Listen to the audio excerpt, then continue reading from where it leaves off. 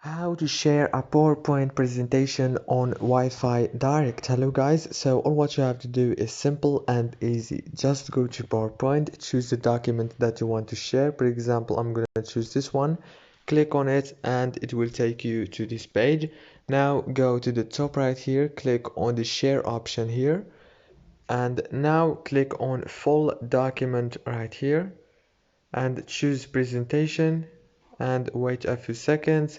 Now click on Wi-Fi Direct and you will be able to share it through Wi-Fi Direct.